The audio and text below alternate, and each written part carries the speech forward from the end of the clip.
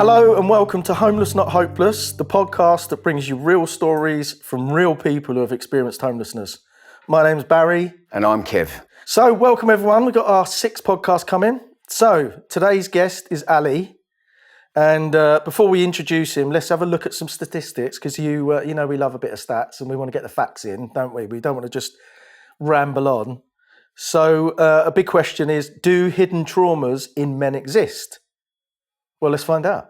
Recent research suggests more men are going to therapy now than 15 years ago. But men are still more likely than women to feel there's a stigma attached to getting help. Mm-hmm. Younger men are also less likely to attend therapy than men over 40. Let's not talk about my age there for a moment. And only around a third of referrals to National Health Service talking therapies are for men, even though men experience high levels of distress. See, and that surprises me, right? So if you don't mind me commenting on that, is that you said it's that men over 40 are more likely to go to therapy than younger men, which surprises me now because I thought it would be the other way around. So it just goes to show that, you know, being men, we're still out of touch with it. So that did surprise me. That surprised me. So if you add homelessness into the mix, the picture gets even tougher, obviously. So a lot of men who end up homeless have long histories of trauma, often starting in childhood, which we've covered in previous episodes. And then life on the streets, in hostels, or in and out of prison adds more layers on top of that sort of trauma, right? And that can make it harder to trust services, harder to turn up to appointments, and easier to only reach out when everything like hits the worst, you know, when it's really fallen apart. Yeah, and for many men, trauma doesn't always look like tears. It can look like anger, using drugs or alcohol, risky behaviour, or just shutting down emotionally. It can look like sofa surfing, rough sleeping, or going back to prison because that feels more familiar than facing what's really going on inside, you know? Yeah, absolutely. And it's a familiar pattern, isn't it? And that brings us to our next guest, who is Ali. Yeah, Ali was born in Somalia. By the age of 5, he'd already seen more than most people see in a lifetime. His mum died when he was just 2. When he was 5, he witnessed his father's death. At 9, he came to the UK and was raised by his older siblings. One of his brothers was making him man up by beating him regularly. So as a teenager, Ali started doing odd jobs like fixing furniture, finding cash in hand work where he could. But then, you know, at the age of 21, he fell out with his family, unfortunately, again, which is not uncommon in these situations. And that's the point where things took a horrible turn. He began dealing drugs, mainly cocaine and weed. And then he started smoking weed himself. And then he was getting into street fights. And he ended up in prison 3 times. And each of those sentences was around 2 years, mostly for drug dealing and assaulting the police. Yeah, in between prison sentences, Ali's life was unstable. He sofa surfed, stayed in hostels, and at one point slept rough for 2 years. Each time he left prison, he'd spend around 6 months in a nacrobas on electronic tag. And we'll talk more about that a bit later on. Yeah, good. And each time he slipped back into dealing. And then eventually, Ali reached a breaking point. And who can blame him? Tired of the cycle, he contacted StreetLink, who referred him to St Mungo's. And then through that, he was placed in a hostel in 2021. And after around 10 months there, he moved into his own independent place, which is great. And that's when things really started to change. Yeah, Ali stopped dealing drugs and got a job working in an Amazon warehouse. He enrolled as a student, studying project management. He reconnected with his family after years of distance. He also stopped smoking weed and stopped drinking alcohol. And that, you get most respect for that one. Yeah, thumbs up for that. Amazing work. So in this episode, we're going to talk to Ali about what it means to carry trauma from such a young age, how it showed up for him in anger and prison and homelessness, and what it took for him to break that cycle. This is a conversation about men's hidden trauma, about the cost of silence, and about the hope that's still possible, even after years on the streets. So hello, Ali. Listen, mate, thank you for coming in. Honestly, I really appreciate your time and to tell us your story. So thank you and welcome. Welcome, mate. Thank you, Barry, and thank you, Kev. I'm happy to be here and I'm happy to share my story. Brilliant. So we might as well just get straight into it. So at 21, you you said that you fell out with your family, right? And then you started dealing drugs. So looking back now, what do you think that you were really looking for in that style? What was there that dramatic change where you were estranged from your family? Where do you feel like you were forced into that lifestyle? Was it something that was there?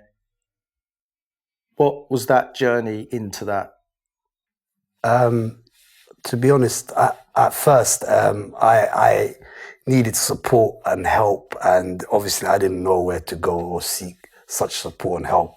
And with my family, if anything, I'm the one who chose to be distant and keep them at arm's length because of what I was getting up to. And I thought, because I'm the youngest in my family, and obviously all my siblings loved me, but I didn't know how to communicate with them because I felt guilty as what I was getting up to, as in like drug dealing, fighting. I just felt like I was like the black sheep of my family, and I didn't have the courage to communicate with them, and I wasn't strong enough mentally to basically like get my points across and communicate. And I was just all the time angry and self-blaming for everything that I was going through at the time. Yeah, a lot of guilt. And was that mixed with shame for your family? Yeah, shame and guilt, because I'm from a Muslim background, and I've been raised in a certain way, and I've been raised to, to do what's right and not to do what's wrong, and to fear God. And my family were like very strict religious, and I just didn't know how to express myself, like, with my actions and emotions. And therefore I didn't think I was in the right headspace, or it was the right moment for me to actually communicate with them, until I actually fixed myself up and fixed my situation, and to be a better person, and to actually just be a nice human being. And inshallah not to make mistakes. So and the thing is, being human, unfortunately, we're all going to make mistakes. I mean, but like you just said, your experiences of growing up and stuff, it's like that adds extra guilt and extra shame. And something you pointed out was you didn't know where to get help. So you're in this sort of no man's land of, I want to be a good person with my family and these ideals, but then at the same time, with your anger and your frustration and whatever else is going on, you're getting caught up in another journey. But you wanted to do the right thing. And it's a very difficult, that messes with you, right? With your head, yes, it does. It messes with your head a lot. Hence why I made wrong decisions in my 20s. And obviously, I do have a few regrets, because if I did the right things when I was younger, then today I'll be in a better place in life, and I'll probably have a career, a wife, kids, and a normal life like everybody else. But I didn't get that opportunity, and well, after all of that, I'm just glad that I've got out of that situation, and I'm in a bit of a better place now. And don't forget, though, that comes down to you, because you made the decision. You're the one who changed, right? So you want to go that way, but you went slightly off a little bit, but now you're back on track, right? You're thriving. So I'm doing well now. I deal with my emotions a bit better. Also seeing the talking therapies, where I speak to a therapist once a week on a phone call, and just tell them how I'm feeling, and that's helped me a lot in the last 2-3 years. I've been speaking to a therapist. So for you then, what was the catalyst? What was the moment? So as we know, you got involved in a bit of crime, and you spent time in prison, etc. But what for you was the day when you were just like, was it something that you'd been constantly thinking about, and then one day you just made that step where you said, you know what, I'm going to seek out, I want to change this? So what led me to change my mindset and to try and do better in my life, to, fix my life problems and issues that I had, was one of my close cousins, which he was more like a brother to me, died in, I think it was in May 2015. He died in Camden, and he had a fight with another young fella, and he got punched in the head and he hit his head on the curb, and he was intoxicated, drunk at the time. And so he was in coma for like 7 days a week in St. Mary's Hospital, Edger Road. And he was on life support machine. And after he died, I was still a lot angry, and it took me maybe 4 or 5 years later to try and change who I am in 2020. When I got released from my last prison sentence. And I was like, if I don't change now, then I'm never going to change to become a better person or a better outcome of myself, especially with my cousin Mahad. And I missed him a lot. He was dead for 5 years at the time. He died in 2015. So by 2020, when I got released from prison, January 27th, 2020, I came out to a different world where, you know, COVID lockdown, everyone's in lockdown. And I was like, I'm used to lockdown because I was getting maybe 23 hours a day in a prison cell in Pentonville, which probably had like 1 hour for social phone calls, Oh, you were lucky. snooker, you know, and phone calls and stuff, and just normal things that you take for granted. Right. And so it made me think a lot while I was incarcerated. I was planning to change when I came out. Only for COVID to occur and the whole world was in lockdown. And I remember being in my hostel and I was on tag, and I put up a video on Snapchat, and I was like, I've already come from a lockdown. I mean, how hard can it be to be in another lockdown, but in outside in society? And I was like, I mean, who's going to stop me to go outside to get fresh air for a walk to my local park or anything? Just because the whole country is in lockdown. So I was quite frustrated about that. But at the same time, I found ways to manage it because I've already got used to managing that time of being 23 hours locked down in prison. So you were kind of prepared. Like, I dealt with that. This is kind of like nothing. This is quite easy because it's quite frustrating to be. You feel like a bit like I mean, you've lost your freedom first and foremost. Second of all, you feel suffocated, being locked up in a cell for 23 hours a day, and just banging your door just to come out, just to socialize or to talk to another prisoner, which was quite difficult because I'm a very social person. And then for me to come out to the world, and then the whole world's in lockdown, it was quite something crazy to deal with. Now, if you don't mind me, a quick one, like, so when you were in prison and you were like, look, I want to change my life. Like, this is the last time I want to do this. I need to do it. Did you get any support in prison to prepare you for that? So that when they were like, when you're going to get released, these are the services that you can, you know, communicate with to help you on your journey? Or was it just like, this is your release date, cheers, mate, don't come back? To be honest, I got a bit of support from my the St. Mungo's team, which operate inside the prisons. Right, okay, good. And also my the SO, the senior officer who's in charge of my tag, and if I wanted to get DCAT, which is like an open prison where on the weekends you come to visit the outside, come outside to work. They'll give you, like, say you leave the prison on Friday, you'll come back on a Monday, you go out to work, you go into the local community, you can go visit your family, stuff like that. I mean, I did have the opportunities with a bit of help from them, but then again, also they messed up my release date as well, like for the tag.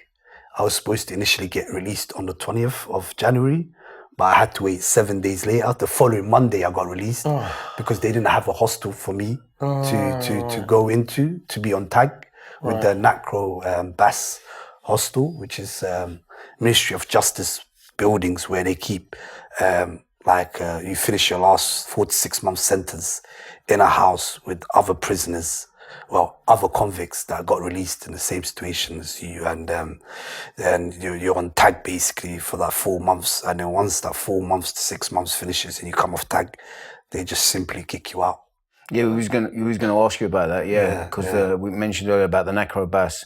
So there's one here in Camden, isn't there? But they put me in South London in Norwood Junction. because And you're based in Camden? yeah, and I'm originally from Camden, and Right. I grew up in Camden Borough. But they said because of my offending history, Right. and because I've got so many connections with a lot of, you know, criminals or people that committed crime that I associate with in Camden Borough.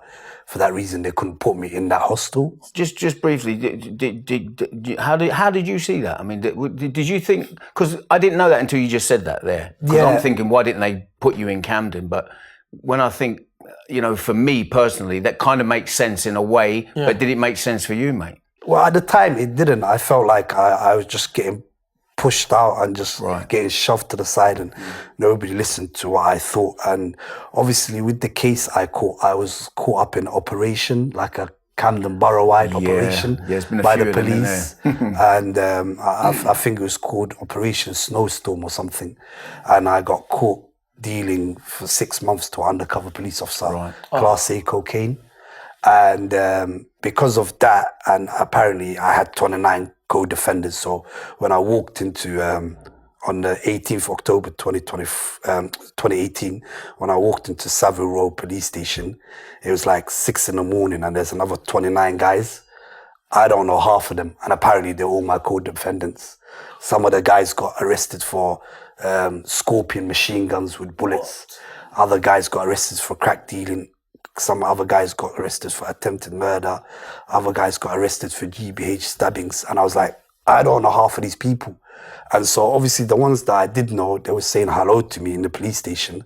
But I was just so consumed with my own case and my own issue that I knew I was going to prison, because when they said operation, the officers, I just knew it was over, you know. I was banged to rights. I got caught red-handed, more or less, because they've got evidence of pictures and all this stuff. Oh, really? So this is what they do. So with the operations, the undercover officer was actually wearing a button on his shirt with a camera. So that's how he was recording me every time I met him. And I met him on 6 occasions, but they only had pictures for 3 occasions. So initially they were trying to do me for leading role, as like I'm the leader of the gang. And I was like, I'm not in no gang. I was born alone. I'm gonna die alone.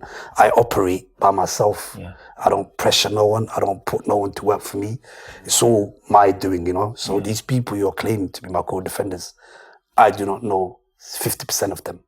I mean, so they're just trying to rope you in. Yeah, and I'd admit I know 50%, but the other 50%, you're just putting that on me. I don't know these people. Even if I was to see them in the street, I wouldn't even say hello to them because I don't know who they are. So we just happen to live in the same borough. Yeah. So, yeah.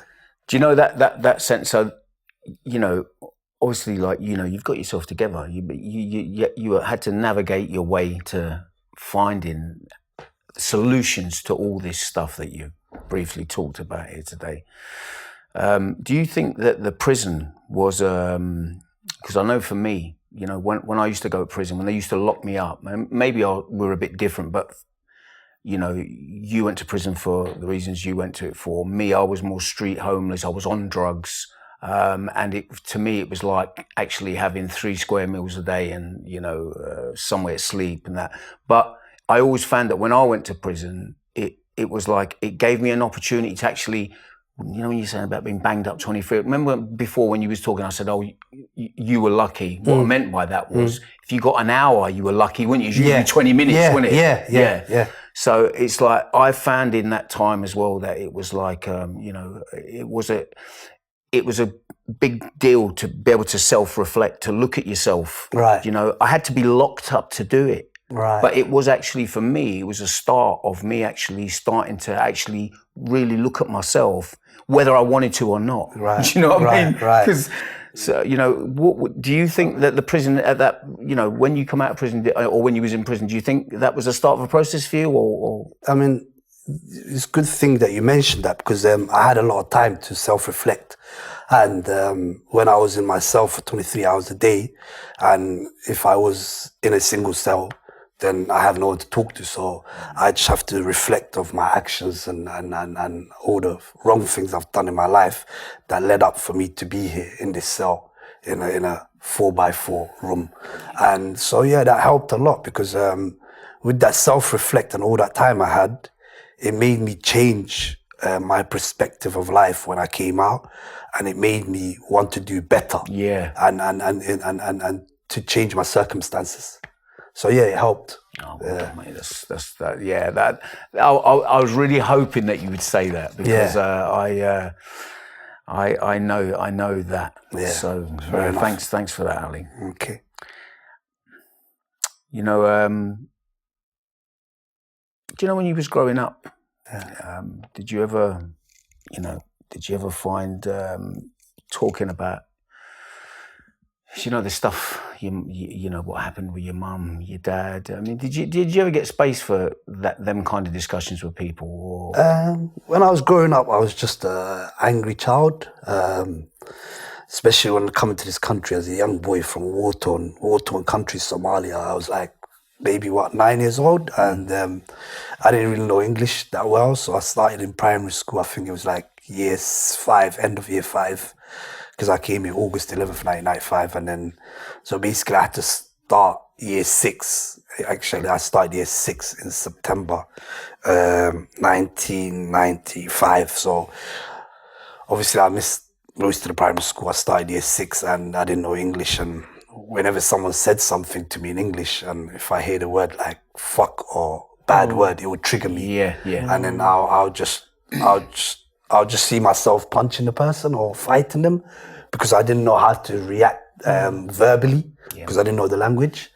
And so that went on until I was like in year 8, and then my school head teacher and my head of year was like, you're causing a lot of problems and all this. We're going to send you to an anger management therapist. So then I started seeing Sheila, which was she was a quite good therapist. I used to go up to Hendon from Brent Cross, my secondary school. Okay. And obviously after lessons and stuff, meet up with Sheila and just talk to Sheila and tell her all my problems.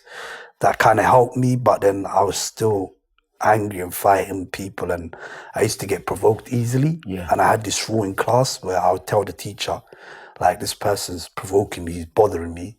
Like, I don't want to do nothing, please. Could you just speak to them? Or can I go outside for fresh air? Or could I go to another class or something?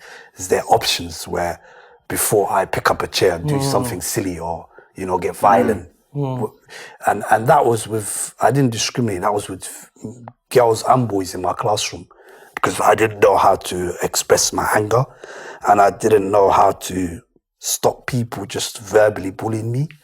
So I'll just react. And I remember my French teacher, Miss Omarud, I told her 3 times in a classroom, this young Caribbean girl was just saying all sorts of bad stuff to me, telling me, go back to your country and all this, and you African boom shakalaka and all these discriminative things. And I just couldn't take it no more. So I picked up a chair, even though I told the teacher like 3 times, could you tell this girl to stop verbally abusing me? I'm just trying to do my work and listen to you. And for the 3rd time, she listened to me. The 4th time, I picked up a chair and I threw it across the room at the class, and then it's hit the girl in her head. She dropped, and then the head teacher, everyone got involved, and I now got excluded. And then that was the last chance, because my older sister used to come to the school, and she was an A-star student. She was year 9. So she started fighting my battles, even though she was a good student. But she was smarter than me. She would fight people for me on my behalf after school, outside the school premises, so she doesn't get into trouble. Some of these guys in her year 9, year 10, and me, I just had this mentality, I don't care how big you are, your size, I'll fight you, you know? If you want to fight, you want to provoke me, if you can bully me, I'll fight you, and I'll let the best man win, basically. So Ali, obviously you were talking about your anger, how it affected your life, and why it was there, which is understandable. But how did you get to the point where you could understand where your anger was coming from? How did you get to the point where you were like, I can't do it on my own, you know, I want to change, I need to change? Obviously you're showing you've got that self-awareness of it. How did you get to where you are now, where you're on top of it, you know? Well, the way I dealt with my anger was, especially when I was younger, was I played a lot of sports. I used to love football. So I'd go out with my friends and play football for like 2-3 hours, talk to them, conversate with them. So always keep my mind busy. and try to, like, before I get bad thoughts or angry thoughts, I would just take a deep breath, you know, count up to 10 or whatever, walk off and leave the situation. And then I'll come back more calm. Yeah. And so sports helped me a lot. Friends. Gooner, think of the clock end. Yep. Friends and family. Oh, you're not a gooner, are you? I'm a gooner, yes. I'm joking. Yeah, so I'm West Ham. Yeah, fair enough.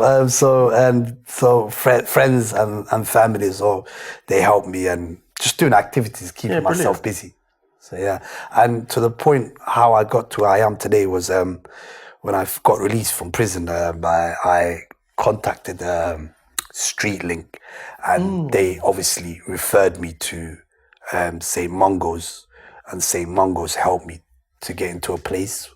But that phone call to Streetlink, Yeah. was that, did you find out about it, or did someone say to you, by the way, you can contact these? Yeah, my friend Faisal, and he's the one who told me how to get in contact with Streetlink. But you were open to that idea, Yeah, weren't you? 'Cause yeah, I you was were wanting open. to change, you were getting control of your anger, you were doing sports, doing positive stuff, contacted Streetlink, they referred you to some Mungos. What happened then? I went to St. Mungo's, met this amazing guy called Michael. He's helped me and stuff, and he's like, today we're going to put you in a hotel and you're going to stay there, and then tomorrow you have to come back to the office and you sign again. So every day I had to go back to the office, which is like 10 minutes away from the hotel, and sign up again and then go back to the hotel. And obviously they weren't serving me breakfast or lunch or dinner, so they'll give me vouchers. Right. I could go to Sainsbury's. Yeah. I can buy any food, anything to do with food and essentials, except alcohol and cigarettes. Of course. Ali, was there a particular person, or can you remember a particular conversation that you had that where you actually thought maybe things could be different? Maybe I can. Yeah, like Michael and Dean are the two guys that I had real conversation with. They work for St. Mungo's. Right. And they've kind of shown me that this is a stepping stone, and with their help and with their expertise, they can actually help me recover and get better and improve myself. Yeah. And that was the stepping stone, because all I needed was just a roof over my head, I guess, and a bit of security, and for me to actually change or have an opportunity to change. I understand that totally, mate, because I still live in a hostel, but the hostel for me at the moment is a place where I've been able to grow. Right. So yeah, I totally understand what you're saying. I mean, yeah, a lot of hostels are good. I mean, after all, they help us to deal with a lot of traumas and stuff. And with the hostel I was living in, the Passage House, they had a lot of events. So we'd go to the theatre, we would go to watch movies. So they had a lot of stuff going on, a lot of activities. And did that help you, because that ties in with like your football, did that help you stay focused? That these are really good, positive things away from what I was doing? Yeah. And I want to continue in that, like basically that there's light. There's light at the end of the tunnel. And you got to just follow that path to get there. Yeah. Do you feel that helped you? Yeah, that helped me a lot. Accessing the help through the hostel and stuff. Yeah, that helped me a lot, especially with the hostels where they also had a therapist that used to come in once a week. Yeah. So you could speak to them about your problems and they'll help you. And that therapist helped me a lot of ways of how to deal with my anger and my issues. Right, that helped. So yeah, that helped a lot. And how did you feel about engaging that? Because obviously it's quite tough. I know a lot of people that there's a lack of trust with these sort of things. Did you feel that you were just open to it, or did you just feel that it was working? Is that, did you feel that it helped with your anger talking to him? Yeah, it helped a lot, because I felt at ease where I can open up to someone who I don't actually know, who's a stranger to me. Yeah. So that felt better than actually open up to someone that I do know. Yeah. Because then I'll be like, this person knows me, he might judge me. Exactly, and I think, sorry to interrupt you, but obviously you're talking about men's mental health and stuff, and we mentioned earlier on about like manning up. Yeah. And like, I can't talk to my mates, like, because you're in that, that group, especially if you're in a world where it's quite tough, right? Yeah. No one's going to be like, can I have a little word? I'm feeling a bit low today, because they'll be like, no.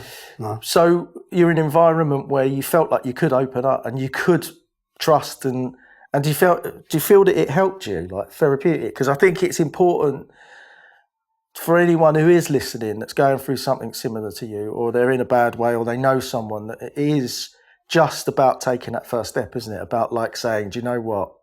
I do want a bit of change, and the help is there. I've just got to accept it. Yeah.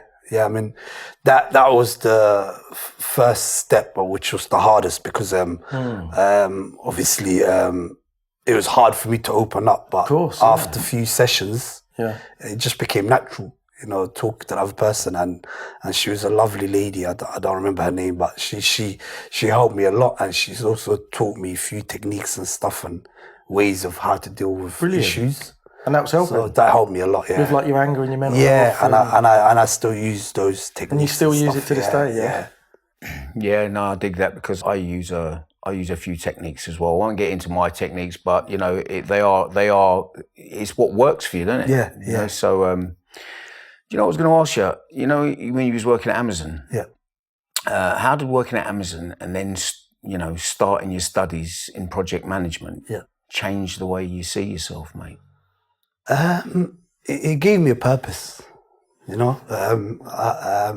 I also felt like I wasn't doing enough to give back in society. I mean, I've done a lot of wrong things. If anything, I thought like I caused a lot of problems in society rather than doing good. I've done a lot of bad in my past, so I just wanted to do good for myself and just be positive and give back.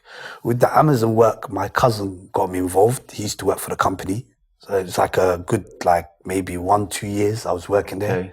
And with the project management, I've always wanted to study, so I always wanted to broaden my horizon and my thoughts. I like so. And did you get to study through the help that you were getting through? Yeah. I mean, I got to study through. I saw an advert on my socials, and then I signed up straight away. And then September 2025, October, was it October? I think October 2025 is when I started my course. I'm in my first year studying project management. I've got another 3 years to go. So hopefully, my aim is to get qualified as project management. You will. But then also to do 9 months of masters after that. Now, could I ask you, when you were struggling, right? And you were in and out of prison and you were doing stuff, did you ever imagine that you could be where you are now? No, not. And have the opportunities that are going to be open to you? No, not in a million years. Right. And, you know, which is, I understand that and I get that. So there's going to be people that are listening to this that are going to be in the same situation. It can never happen to me, but guess what? It can, because your story shows that, right? Yeah. And I think it starts with yourself, doesn't it? To say, do you know what? I want to change, and then get that help and be open to it, and then just keep going, right? Because it is. Yeah. Excuse my language. It's fucking hard, right? Yeah, it is. It's difficult. You know. As a young man growing up in this Western society, and then. Obviously, it's very difficult if you don't know how to ask for help and you don't know where to look. And again, it comes back to men, doesn't it? Sometimes men are like, oh, I can't ask for help. You know, I'm all right. Yeah. But yet sometimes that help's there, and it's a little bit like, and I think it's really important to show people that sometimes it can be done privately. It doesn't have to be anyone else's business. No. You can follow these channels and no one needs to know. Yeah, it's just... And you can have a chat one-to-one and it's confidential. Yeah. But it can lead on to something else, like you. And hopefully get married, have kids someday. Yeah. And just live life. Right? Yeah. You know, and you're healthy, you're young. I wouldn't say healthy, I've got a few pounds, but Yeah, well, they can't see that. I was doing But yeah.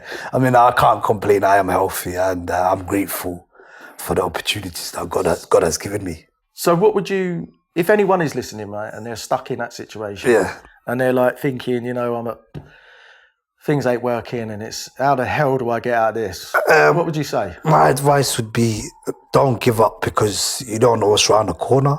And if you give up, then you've just given up on life, and there's a lot of opportunities out there. You just have to go seek them and just be positive. And you're proof of that, aren't you? Really And it's about making that step, like Kev said, you know, a bit of self-reflection, deciding you want to make a change, and then get rid of this male ego pride, and then just actually take that first step to say, can I have a chat? But Barry, it's also about having a blinding sister who fights your battles for you after school. I agree. And now is trying to get him married. I know. Well, yeah. Shout out to. Well, it's not the same sister. Oh, But, you got older one sister. Oh, yes. So it's the younger Mate, one. you got Like, great the younger sisters. one used to fight my battles, even though I'm the youngest. Right. And the one older than her is the one that's trying to, Right. set me up with a wife. But actually, just to address that, actually, I think they're wonderful for that. Yeah. But you said you was estranged from them, but now obviously you're back together and stuff. Yeah. Was that because you felt I was in a position, I've changed my life, Yeah. I want to reconnect? Yeah, exactly. I thought I'm in a better place now. I'm a better person now. Yeah. I thought this is my best opportunity to reconnect with Yeah. my siblings. And obviously, my one older brother, who, when I was younger, used to discipline me by hitting me with a belt. Looking back now, I was like, that's the only way he knew how to basically be a father to me.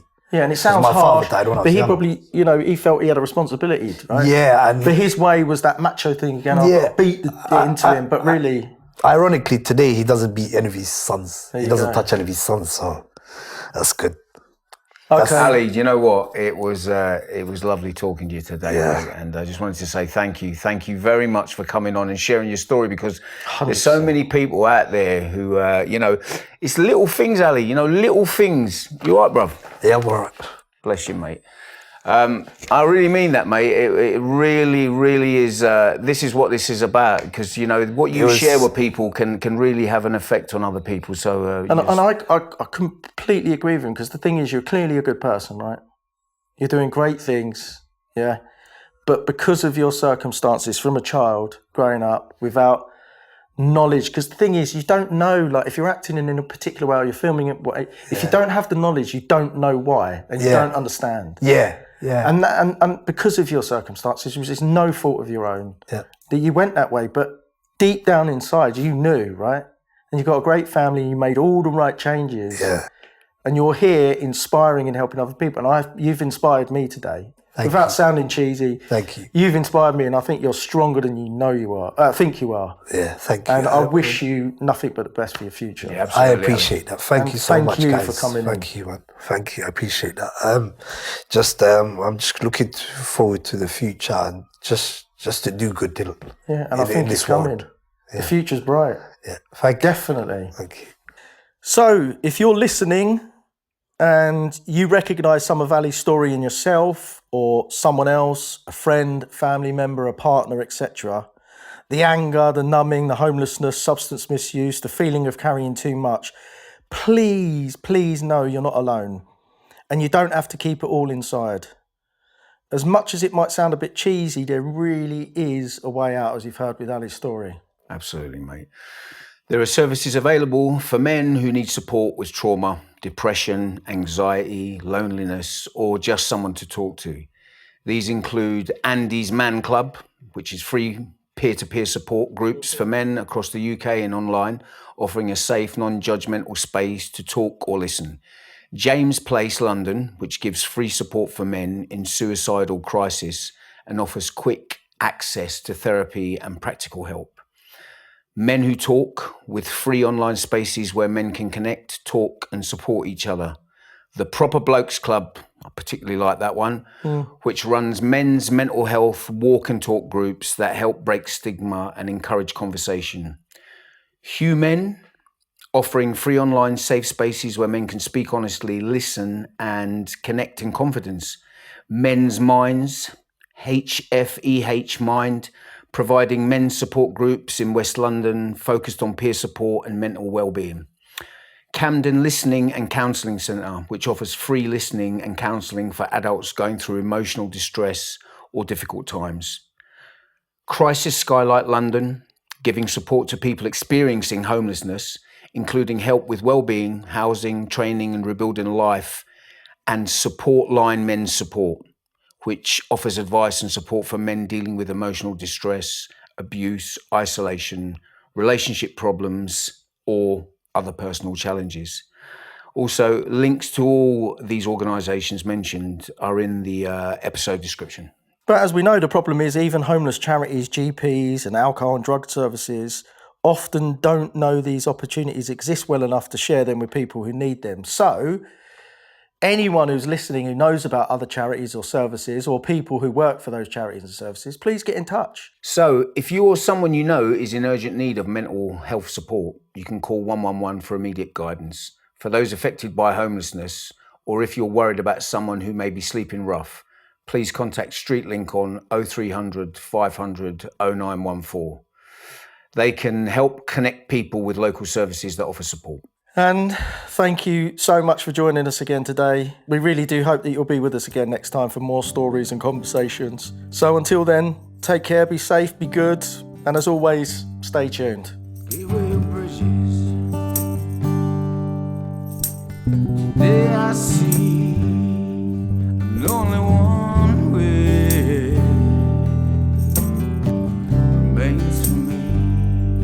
Reflect upon regret. Realize I took the bed upon some faded ideology.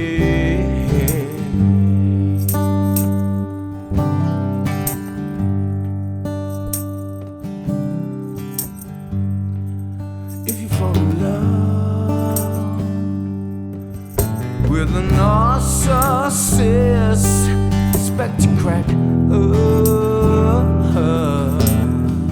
Slit your head. Bridges built over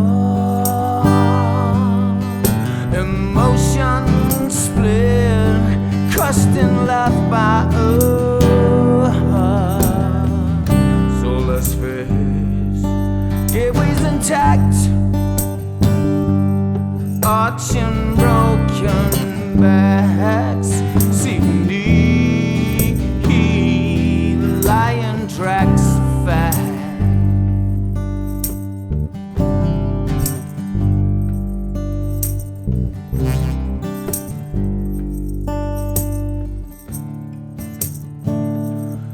Bridges built over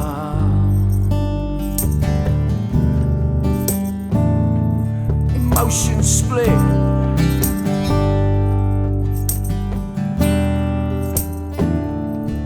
Bridges built over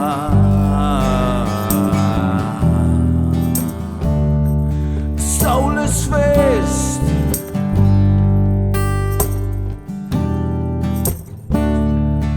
Bridges built over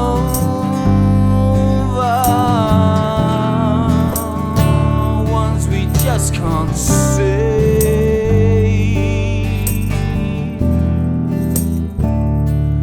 Bridges built over.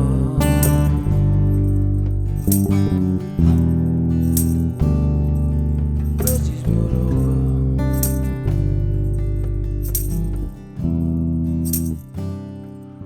You and